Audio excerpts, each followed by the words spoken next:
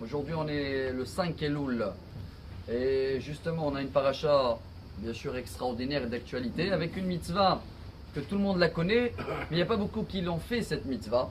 Pourquoi pas aujourd'hui donner les détails avec les ségoulottes de cette mitzvah qui est la seule avec le respect des parents que la Torah nous garantit une longue vie. Mais il n'y a pas que ça.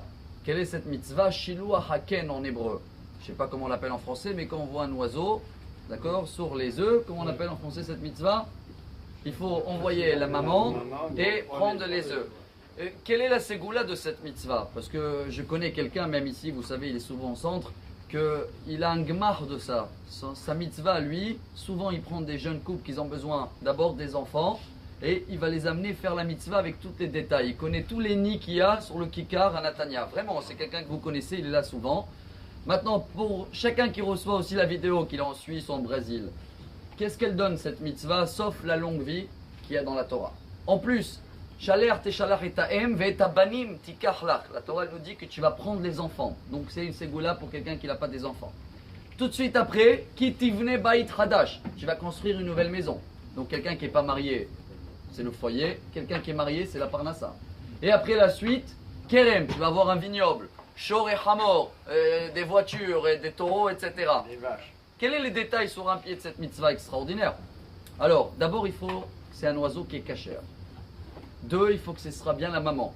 Ce qui donne que tous les oiseaux qu'on voit autour de nous, que la nuit, c'est la maman, à partir du coucher de soleil.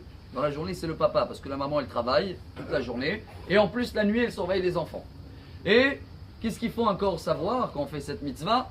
Qui carré, il dit Rashi, et c'est une Gemara également, Gemara Houlin, page 138, ça doit être par hasard, sur ton chemin, quelqu'un que chacun peut faire la mitzvah. Si c'est chez toi, et quand quelqu'un que tu vas le voir, tu vas le croire un voleur, c'est pas bon.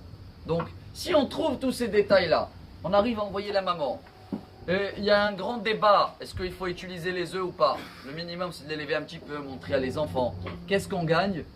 Le Rambam, le Maïmonide, il dit, ne cherche pas à comprendre.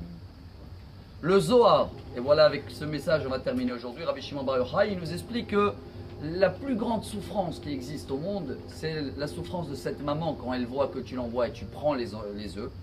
Même si la vérité elle revient, hein. Il y en a qui disent elle revient pas, c'est pas vrai. J'ai vu moi-même, le monsieur il m'a montré, elle arrive, elle retourne après.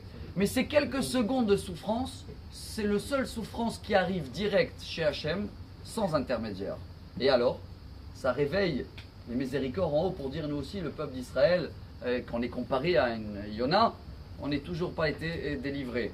Alors que chacun de nous se rappelle que même en ce moment, Slichot, chaque fois qu'on prie et qu'on demande pardon, ça arrive directement à Hachem. Parce que Melech Basadeh, le roi il est là dans les champs.